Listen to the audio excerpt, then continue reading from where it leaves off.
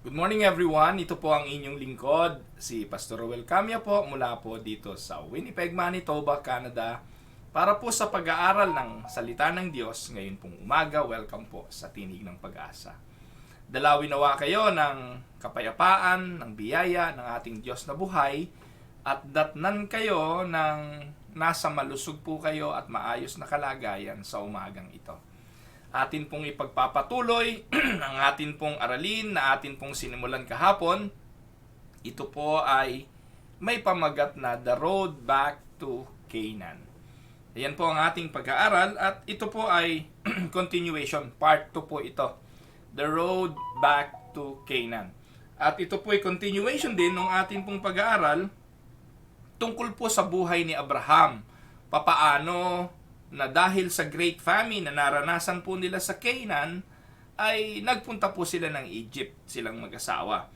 At ito pong si Abraham ay, though Abram pa siya during that time, ay napakompromise po siya. Marami po siyang kasinungalingan na ginawa, at dahil po doon, ay napahamak ang kanyang buhay. So ngayon po, pinagpatuloy po natin yon at tiningnan po natin yung kapangyarihan ng Diyos na bigyan si Abram ng pangalawang pagkakataon na makaalis doon sa Egypt. At ang Diyos po ang kumilos doon sa kanyang kahabagan, in-inflict ng Diyos si Pharaoh at ang kanyang buong sambahayan ng karamdaman. At dahil doon ay pinalayas ng Paraon itong si Abraham at saka si Sarah doon sa Ehipto. At from Egypt, naglakbay na pumuli si Abraham pabalik ng Kanaan. Dito po natin pipikapin ang ating pag-aaral. Sinimulan ko ito kahapon, Genesis chapter 13, ito po ang ating mga talata. Simula po verse 1, So Abram went up from Egypt to Negev with his wife and everything he had. And Lot went with him. Abram had become very wealthy in livestock and in silver and gold. From the Negev, he went from place to place until he came to Bethel, to the place between Bethel and Ai, where his tent had been earlier, and where he had first built an altar. There, Abram called on to the name of the Lord. Ayan, so binigyan na po natin ng konting background yung atin pong pag-aaral kanina, at dyan po makikita po natin yung pagkakataon na sa chapter 12, kung kayo po ay taga-subaybay ng Tinig ng Pag-asa, dahil sa famine, Abram went down to Egypt. That is always the case. Kapag ang believer lumalayo sa Diyos, we always went down. It is not a way up. Every time a believer sin against God, it is a way towards, it is always a downward slope. Laging pababa. Ayun po. So, yun po yung naranasan ni Abraham. Anytime a believer leaves the place where God has placed them, they are on a downward path. This is seen in the actions of Abram while in Egypt. He lied about Sarai. He encouraged her to commit the same sin. He became self-centered. He created the potential for others to fall into sin. He left Egypt worse than he found it. And he ruined his testimony in the eyes of the Egyptian. And to say the least, Abram's life, Abram's little trip, his journey to Egypt was really a disastrous experience. Yun po yung kanyang naranasan. However, I am glad to report to you that no failure, pakinggan niyo po ako mga kapatid, no failure need to be permanent in the walk of faith. Walang pagkakamali na dapat manatiling pagkakamali. Siguro po ang kawalan na lang pag-asang itama ang pagkakamali kapag tayo'y namatay sa pagkakamali. How can we correct that? Right? Paano pa natin itatama ang isang mali kung ikaw ay wala ng kapangyarihang baguhin ang mali? Pero alam niyo po, kaya nga po bawat umaga, bawat gising, bawat mabibigyan ng 24 hours, it is an opportunity to correct the mistakes. It is an opportunity to correct the wrong and a choice to move out of the place where we once commit that mistakes or that sins. So, yun po yung katotohanan. No failure need to be permanent in our walk with God. Dito po, mababasa natin sa verse 1 pa lang po ng chapter 13. Po, ang sabi po ng text, Abram went up out of Egypt. So, maganda pong pag-asa ito. Nung sila po'y umalis na ng Ehipto, ito naman po ang simula ng tinatawag na upward journey. From the downward slope, downward path, pag alis niya ron, si Abraham, he went up out of Egypt. Yan po yung unang bahagi ng talata ng chapter 13 ng Genesis. While he had taken a downward path to get into Egypt, he took an upward path to remove himself from that place. Ito yung hope. Ito yung ating pag-asa.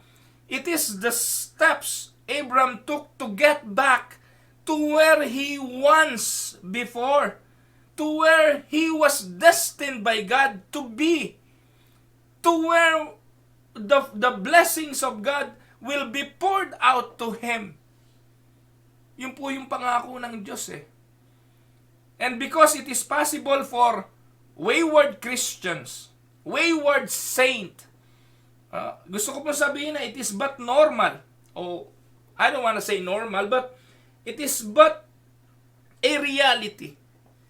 Sometimes, may mga pagkakataon na even the saints of God, even the great men of God in the scripture and in history, may mga kahinaan, may mga pagkakamali, may mga pagkakataong nahuhulog sa kasalanan. Pero hindi po ang Egypt ang problema rito, mga kapatid eh. Gusto ko po sabihin sa inyo, ang Ehipto rito ay hindi ang problema. Ang problema rito, yung ginawa ng taong ito doon sa Ehipto. We are in the world. We cannot escape the reality of this world. Kung ang Egypt ay larawan ng mundong ito, hindi naman tayo pwede maglaho agad sa mundong ito. Mamumuhay tayo sa mundong ito. Araw-araw gigising tayo sa mundong ito. Nakapamayan tayo sa mundong ito. Hindi tayo aalis dito hanggat hindi tayo kinukuha ng Diyos. Hanggat hindi tayo namamatay. So ako po'y naniniwala bagamat ang mundong ito'y pasama ng pasama, ang importante rito ay hindi yung problema ng mundo. Kung hindi ikaw na Kristiyano, ano ginagawa mo sa mundo? That spells the problem. Egypt per se is not the problem here. In fact, Egypt was a place where Abram can get the material things, the food, the necessary resources para buhayin ang kanyang pamilya. Ang problema lang, pagdating niya ng Ehipto, nakipag-compromise siya, napuno siya ng kasinungalingan, nakain siya ng sistema ng mundong ito, yun po yung ipinagbabawal ng Diyos. We are in the world, but not of the world. Lagi nating naririnig yan eh. Bata pa ako, naririnig ko na sa mga preacher yan eh. No, we are in the world, but not of the world. Nasa mundo tayong ito, nandito tayo sa mundong ito, pero hindi tayo dapat makiayon sa mundong ito. We are in this world, pero hinahamon tayong mag-iba ng landas. Pwedeng nandito tayo sa mundong ito, pero namumuhay tayo ng kaiba sa mundong ito. Kaya nga malaki pananagutan eh. Malaki pananagutan ng mga leader. Hindi tayo natutuwa. Sino ba matutuwa yung kapwa mo pastor ay magsasabit, sesemplang, magkakasala. Pero importanteng ipaunawa na itong mga bagay na ito ay dapat pinakaiingatan ng mga lingkod ng Diyos. Sino magtutuwid sa pastor? Kaya bang ituwid ng mga tupa ang pastol? Hindi. Kaya napakalaki ng pananagutan ng pastol. Nakuha niyo po mga kapatid? Ang trabaho kasi ng pastol, meron po siyang shepherd staff. No, rod and a staff. Yun po yung sinasabi sa Psalms 23. Your rod and your staff, they comfort me. Yun po ang sabi ng Biblia eh.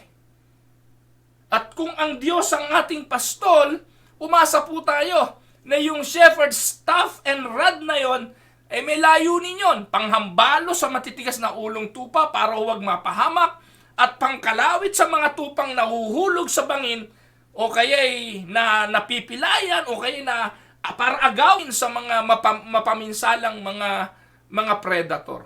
That is the work of a shepherd. At bilang mga pastor, under shepherd tayo ng ating great shepherd.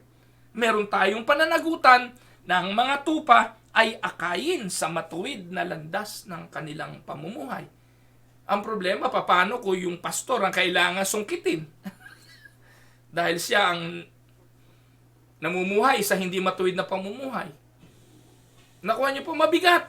Pero ang punto po rito, mga kapatid, ang example po natin dito, hindi basta propeta, kundi tinatawag na ama ng pananampalataya.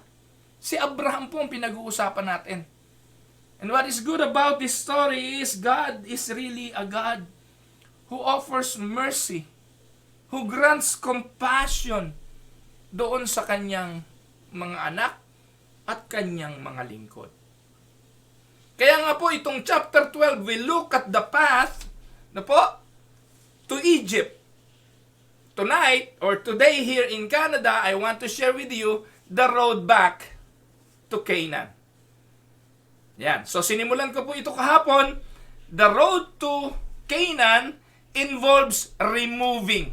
Ayan. Ano po yung mga ni-remove ni Abraham?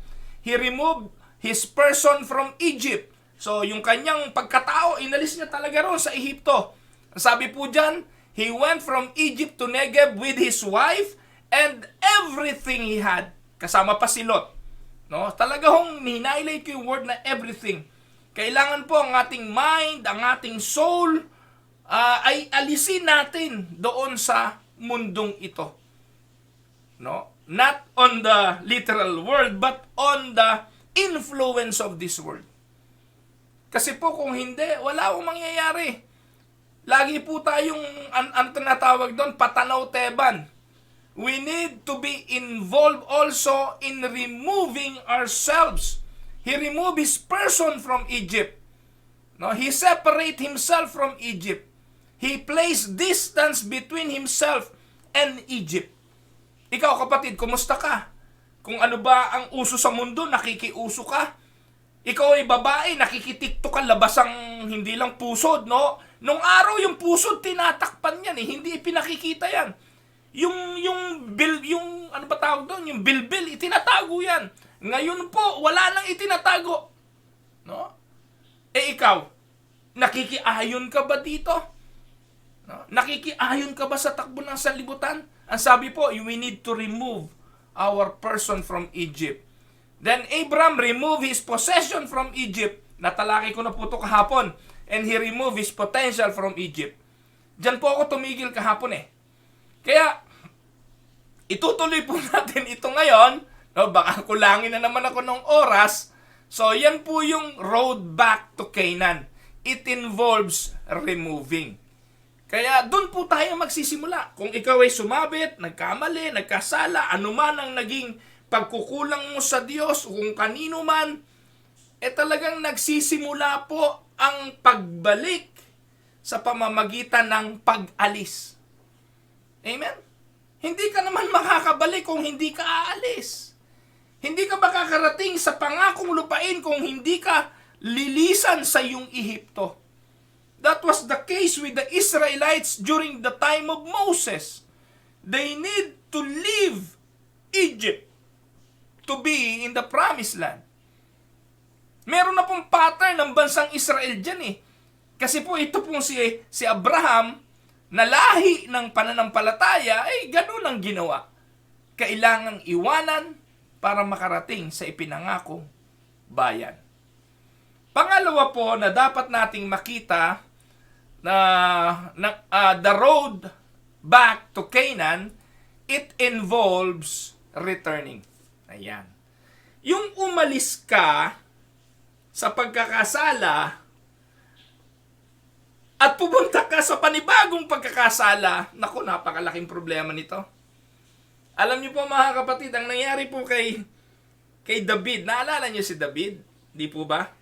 Sa kanyang pagkakasala kay Bathsheba, yung kanyang pangangalo niya, nanganganak ng maraming kasalanan.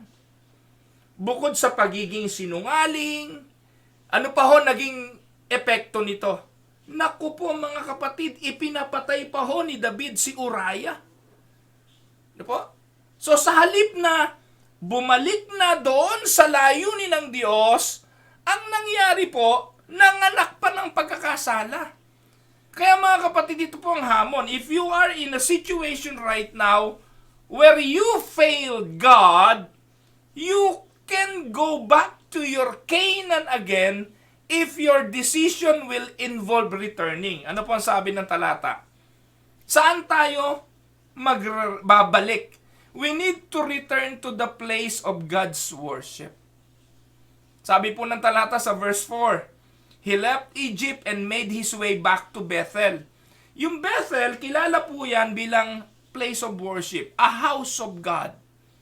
That is where Abraham set his altar. Nang dumating po siya dyan sa Bethel, nagtayo siya ng tent, pagkatapos po, naglagay siya ng altar.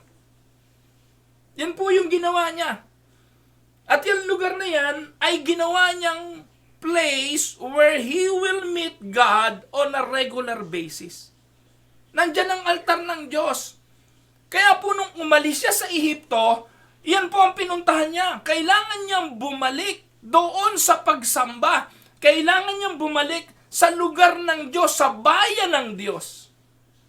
Kaya mga kapatid, kung ikay nagkasala, ikay nagkamali, at natatakot ka, nahihiya ka, o anuman ang dahilan at hindi ka makabalik sa pagsamba, may problema ka. Isa lang ibig sabihin nun. Hindi ka pa totally nagsisisi sa ginawa mo. Kasi kung totoong nagsisisi ka, ito yung problema ng mga nagkakamali eh. Iniisip yung sasabihin ng tao. Kapatid, nung ginagawa mo yung kasalanan, di mo iniisip yung sasabihin ng tao. Ngayong booking ka na, huwag mo nang intindihin yung sasabihin ng tao. Ang importante ngayon, hindi yung kung saan ka nagkamali, kung hindi yung lugar kung saan ka babangon. Amen? Ito po yung problema sa iba eh. Nagkamali na, kinocover pa, hindi pa tinatanggap, pinagtatakpan, at hindi makabalik. Bagamat totoo yun, ang sabi ni David mabigat yung nangyari sa kanya eh. Alam niyo po, sa Psalms 51, mabigat eh. Talagang dinudurog yung puso ni David. Sabi na wala yung joy ng kanyang salvation. Mabigat yon mga kapatid. Yung isa kang mananampalataya tapos hindi mo maramdamang ligtas ka. Hindi mo maramdaman yung joy of being saved. Kaya ang panalangin ni David, sa kanya galing yung prayer na bring back the joy. Restored unto me the joy of my salvation. Restore unto me. Can you imagine that? Hindi naman mga kapatid nawawala yung salvation. Pero yung kaligayahan mo habang ikay ligtas. Ligtas ka nga pero ang buhay mo miserable. Maraming ganun. Marami pong ganun. Kaya ano ang dapat gawin? Bumalik ka sa kung saan kinatagpo ka ng Diyos, sa kung saan itinalaga mo yung buhay mo sa Diyos, at saan yon? Sa lugar ng pagsamba. In the house of God. When Abraham was in Egypt, there were no altars. There was no praying. There was no word from the Lord. May nabasa ho ba kayo sa chapter 12 na merong pagkakataong nakipag-usap si Abraham sa Diyos? Meron bang pagkakataong binanggit ni Abraham ang Diyos? May pagkakataong bang nanalangin si Abraham sa Diyos? Wala! Lasing na lasing si Abraham. Nakapagtataka nga ho minsan yung gumagawa ng kabulastugan tapos nakakapag-preach pa pag Sunday. Mabigat yun, no? May ginagawang kalokohan tapos nakatayo sa pulpito na parang walang kasalanan. Mabigat po yun. Kaya po, si Abraham, totally nawala siya sa Diyos eh. Because of his lies, because of his compromising attitude, Sa Egypt, walang altar. There was no praying. And the child of God will never be fulfilled. Take note, mga kapatid, if you are a child of God, the child of God will never be fulfilled until he or she returns to a place where God can be encountered.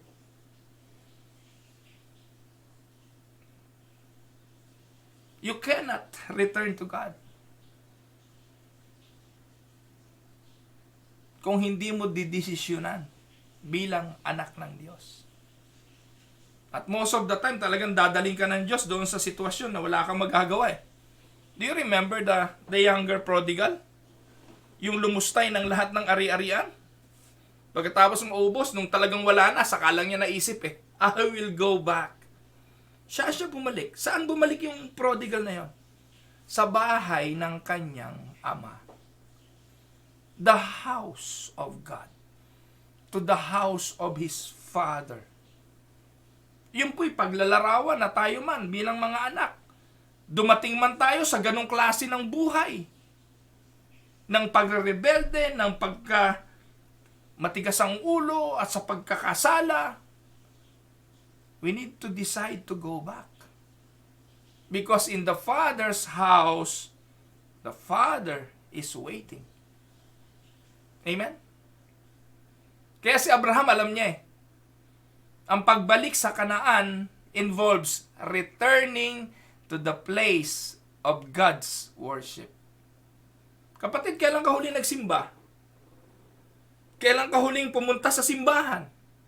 Yung totoong simba. Hindi yung namasya lang para makita yung kamag-anak, nakita yung mga kaibigan. Yung totoong pupunta ka dahil you want to worship God. When was the last time? So going back, the road back to Canaan involves returning to the place of God's working. Naniniwala ako na ang Diyos may pagkilos sa buhay ng bawat isa sa atin. Meron siyang gustong gawin sa bawat isa sa atin. And Abraham returned to the place where God had previously worked in his life. The Lord will always be found in the place where we left Him. Ano yung ginagawa ng Diyos sa buhay mo na tinakasan mo? Ano yung ginagawa ng Diyos sa buhay mo na nilayuan mo? Like Jonah. Do you remember Jonah? The Lord wants him to serve sa Nineveh. But he went on the opposite direction. Pero alam niyo po, ang Diyos, mabuti. Ang Diyos ang gagawa ng paraan. At dadalhin ka ng Diyos sa lugar na gusto niya. He is at work in your life. You cannot escape that. Minsan, pinahihirapan pa natin yung trabaho ng Diyos sa ating mga buhay para maabot yung mga bagay na nais ng Diyos at na magawa sa buhay natin sa pamamagitan ng ating pagre-rebelde at katigasan ng ulo. Like the Israelites, yung 11-day journey from Egypt to Kadesh Barnea, ginawa nilang 40 years wandering in the wilderness because of their rebellious attitude and hard-headedness. Pero mga kapatid, yung pagbalik sa Kanaan, it involves going back or returning to the place of God's working. Alam niyo po, the Lord will always be found in the place where we left Him. Kagaya po ng alibugang anak din. Ang ama nandun lang kung saan niya iniwanan. Ang ama nandun lang naghihintay kung saan siya lumayas. And many of the Lord's people need to return to their altars, to the place where they walk away from God. He is waiting to meet you and bless you again like the prodigal. Binihisan, sinuotan ng singsing, nilagyan ng panyapak, at inirestore sa dati niyang katayuan. Ang anak ay mananatiling anak. Hindi po nawawala ang kaligtasan kung tayo po'y totoong mga anak. Opo, mabigat ang mga consequences ng pagkakamali. Mabigat ang parusa ng kasalanan. Pero yung kaligtasan para sa mga tunay na anak ay laging nariyan.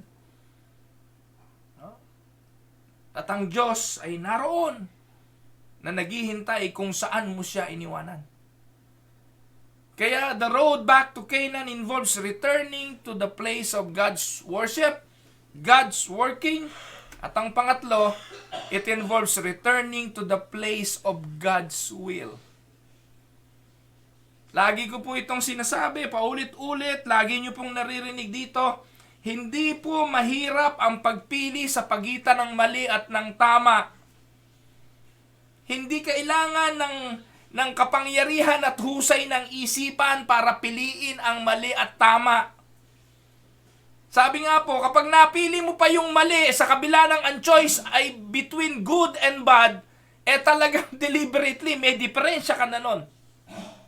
Pero alam niyo po, yung mga matured na Christians, hindi na po nahihirapan sa choices between bad and good. Yung right and wrong. Hindi na po tayo nahihirapan doon. Nahihirapan na po tayo saan? Sa pagpili ng parehong tama para tuklasin kung alin doon ang kalooban ng Diyos. Hindi po ba? Yun ang mahirap. Yung parehas namang tama. Pero doon sa parehong tama, ang hahanapin mo ay kung ano ang kalooban ng Diyos doon. Hindi po ba? Alam niyo po, nung umalis ako sa Pilipinas para pumunta dito sa Canada, it is not a choice between bad or good, or right and wrong. Pareho pong tama yun. Naglilingkod ako sa Pilipinas, pupunta ako rito sa Canada, maglilingkod din naman ako. Kaya ang choices, habang nakapikit po ako na nakahiga nung gabing yun na sinabihang ako ay ipapadala sa Canada, nananalangin ako sa Panginoon. Sabi ko, Lord, pareho naman tama yun. Hindi naman ako aalis sa paglilingkod. Naglilingkod nga ako sa Pilipinas. Ang taas ng posisyon ko ron eh. Naandun po ako sa height ng aking career. Tumataas yung influence ko sa Philippines. At nagagamit ako effective ng Diyos sa Philippines. Tapos ang choices, magmi-mission ako sa ibang bansa. O ang choice rather ay magmi-mission sa ibang bansa. May mali ba ron? Parehong tama yun. Pero sa kabila ng pagiging dalawang tama nito, kailangan kong alamin kung anong kalooban ng Diyos. Kaya po dumulog ako sa Panginoon. Humingi ako ng palatandaan. At ang sabi ko sa Panginoon, ito ang dealing. Personal ko po ito. Personal dealing ko po ito. Isa lang ang prayer ko sa Lord. Lord, hindi naman po ako nakakaalis ng bansa. Wala pa ako napuntahang bansa. Hindi ko na subukang mag-apply ng application visa. Oh, by the way, nakarating po ako ng Korea. Pero blacklisted po ako sa Korea. Nag-TNT po ako doon noong 1991. No? 1990. Hindi naman po TNT. Sumobra po ako ng stay. No, hindi po TNT. Ano ba tawag doon? O, sumobra ng stay eh. Parang ganun na rin po. Pero konti lang naman po yung isinobra. Kaya sabi ko sa Lord, Lord, imposible. Baka pag nag-apply ako ng visa sa Canada, denied ako. Pero ito ang dealing ko sa Lord. Pag ako nag-apply ng visa at binigyan mo ako ng visa, that is the sign that you are allowing me to go to Canada. Kaya lagi ko sinasabi, no, pag nabigyan ako ng visa, kalooban ng Diyos. Pag hindi na ako magre-reapply. Hindi na ako susubok ulit. Because for me, that was a sign that God is not allowing me to go. Yun po yung mahirap eh. Yung between the two right decision na papipiliin ka at ang dapat mapili mo ay hindi lang yung gusto mo, kundi ito yung gusto ng Diyos. Abraham returned to the place where God sent him, and that is Canaan. Canaan represented the perfect will of God for Abraham. Doon ka sa kung saan sinugo ka ng Diyos. Doon ka kung anong ipinapagawa sa iyo ng Diyos. At kung ano yung ipinapagawa sa iyo ng Diyos, gawin mong may katapatan. Huwag mong hahaluan ng mga pagkagahaman, paghahanap sa pita ng laman. Nakuha niyo po mga kapatid. Yung temptation naman ng Panginoong Jesucristo na ibinigay sa Kanya, doon sa ilang is also the same temptations na dinadanas ng bawat isang lingkod ng Diyos eh. Yung bang tipong gawin mong tinapay yung bato to perform such miracle? Ginawa ba ng Panginoon yun? Hindi niya ginawa yun. Di katulad ng mga pastor ngayon, kung kayang bumuhay ng patay, bubuhay nga ng patay eh. Wala nga kapangyarihan mag-declare, declare ng declare eh, na parang nasa kamay nila, I command, I declare, you will be prosperous, I mabubuntis ka in the name of Jesus. Anong kapangyarihan nyo doon, mga pastor kayo? Pati yung mga hindi ninyo dapat ginagawa, pinaggagawa nyo. Hindi nga ginawa ni Jesus yan eh. May kapangyarihan nga si Jesus na yung bato, gawin niyang tinapay, ginawa ba niya? Pero kayong mga pastor ngayon ng Pentecostal, declare ng kung ano-ano sa mga miyembro. Doon lang ho tayo sa kalooban ng Diyos. Doon lang ho tayo sa paglilingkod sa nais ng Diyos. Pag lumampas ka doon, kapatid, sinasabi ko sa inyo, sabit.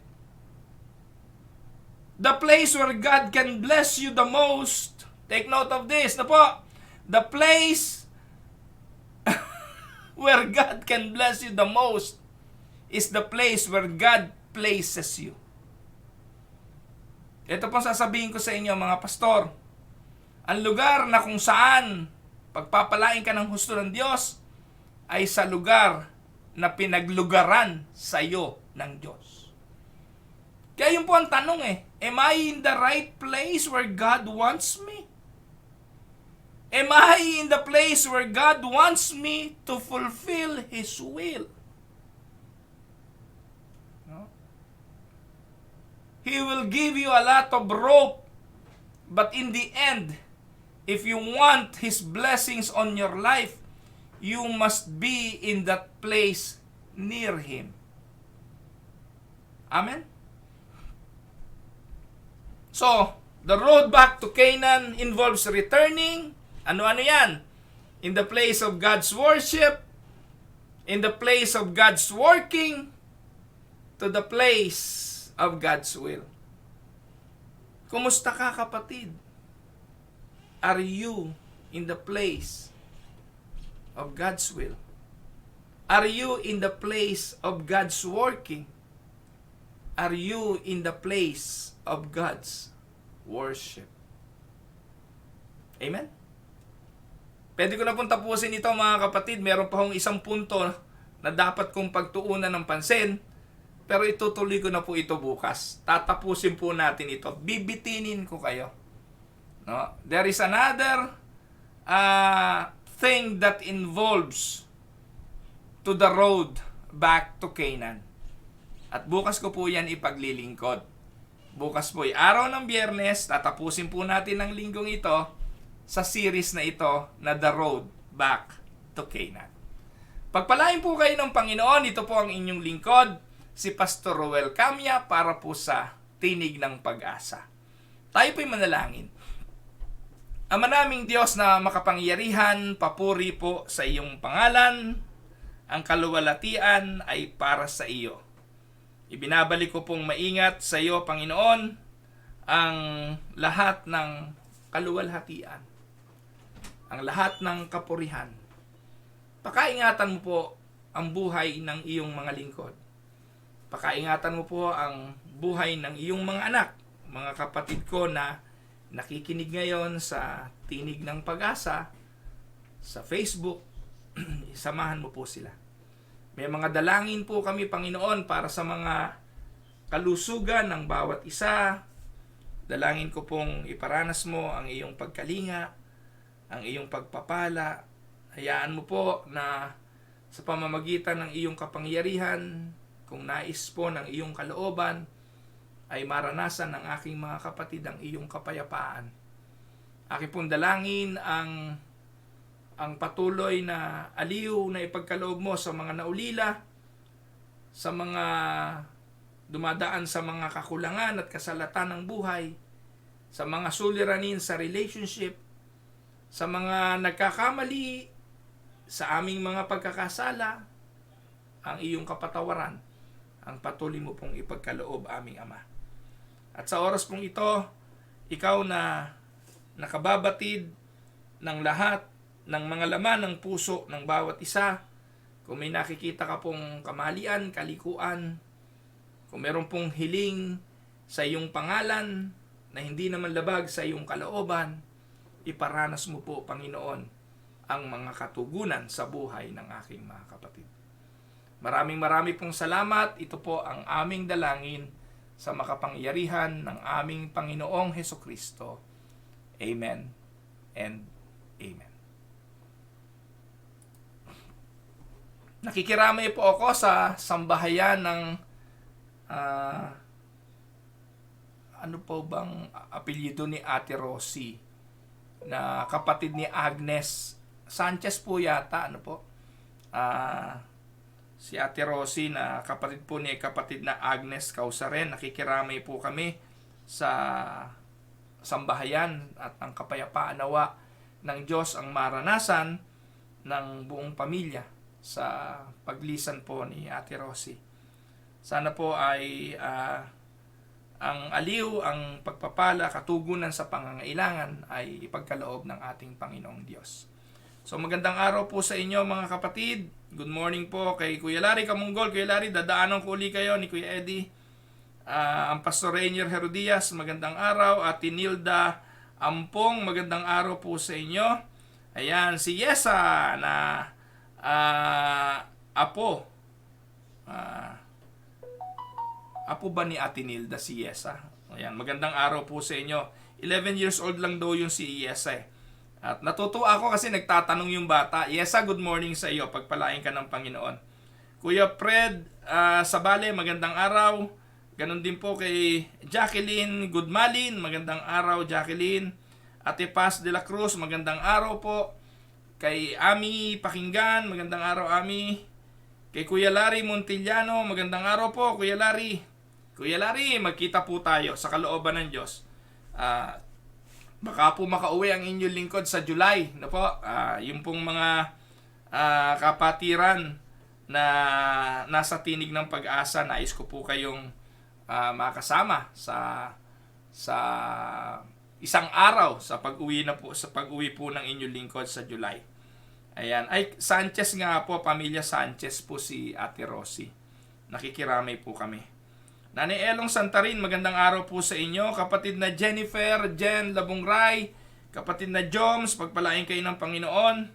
Ate Yoli Kerubin, si Ate Yoli pala nag-Korea din, ano po, noong 1991. God bless po Ate Yoli Kerubin. At kay Kuya Boyet, pagpalain po kayo ng Panginoon. Ate Elvie Pascal, magandang araw sa inyo. Ganun din po si Mikey Presa. Mikey, magandang araw. Nani Felisa Reyes, magandang araw po. Kapatid na Dan Mondehar. Ate Virgie Apin, magandang araw Ate Virgie. Pagpalain kayo ng Panginoon. Ide Dorense, magandang araw sa iyo. Nana Baby Patriarca, magandang araw po sa inyo. Kuya Eric Maynes, magandang araw. Ganon din po kay Ate Paz Mendoza, RC Bondok, good morning. Ganon din po kay Ate Yoli Makatumpag, Nanay Belen Olaes, Ate Mirna Sinfuente, patuloy po na pagpapala sa inyo. Ganon din ni Kuya Nestor. Kapatid na Chick Aldehon, magandang araw sa inyo. Meryl Cornejo, magandang araw. Maribeth at Jeng Eusebio, pagpalain ng inyong sambahayan. Eric Advincula, kay Ai, magandang araw sa inyo, pagpalain kayo ng Panginoon. Pastor Anver Bawar, Pastor Albert Lopez, magandang araw po. Kuya Reynaldo Alcantara, magandang umaga po sa inyo. Ganon din po kay Kuya Eric Maynes, Ate Telly at Kuya Chirit Hernandez, good morning po sa inyo. Kapatid na Josephine Reyes, Ate Evelyn Artacho, magandang umaga po. Tita Mayra Libertino, kay Brother Dong Kalunya ng Aristocrat, kay Mamay, kay Ate Ruby, yung mga kapatiran dyan sa Aristocrat Restaurant, pagpalain po kayo ng Panginoon. Ganon din po kay Halukay Ukay. Ayan, sino kaya yung Halukay Ukay? Magandang umaga sa iyo kapatid, pagpalain ka ng Panginoon. Kay Ana Santiago, magandang araw. Kay Kuya Roberto Vasquez, magandang araw po. Kay Ate Elvie Paredes at kay Kuya Dol, good morning po sa inyo. Kay Esther at saka kay Kuya Ferdy Olanyo, pagpalain kayo ng Panginoon. Ate Ellen at Kuya Monching Gonzales, Pagpalain po kayo ng Panginoon. Ate Ellie Fernandez. Ganun din po kay Ate Cora Dolor. Pagpalain po kayo ng Panginoon. Ate Del Sauler. Kuya Eddie, good morning. Kuya Eddie, dadaanan kita ha. Malapit na. Nagpapasalamat ako sa Panginoon kasi po ngayon, meron po ako nakakasama mga walking buddies. Ano po, mga kalalakihan nakakasama ko maglakad ngayon. Ate Norma Luarca, magandang araw po. Kumaring Norma. Kuya Joji Estopase. Good morning, Kuya Joji. Kuya Joji, gising na. Tara, maglakad-lakad tayo sa Garden City. Kuya Nicandro Sarinas, magandang araw po. Ayan. Kay Nanay Carolina Bukiran, magandang araw po sa inyo. Ayan. Sabi ni Kuya Larry Montillano, loobin po ng Panginoon na makita-kita po tayo dito sa Pilipinas. So maraming salamat po. At makita tayo ulit bukas. Ano po? Tomorrow, Friday. At yun po ay itutuloy natin ang atin pong pag-aaral para sa topic na ito. So, see you again tomorrow. Ito po ang inyong lingkod, si Pastor Ruel, para po sa Tinig ng Pag-asa. God bless everyone!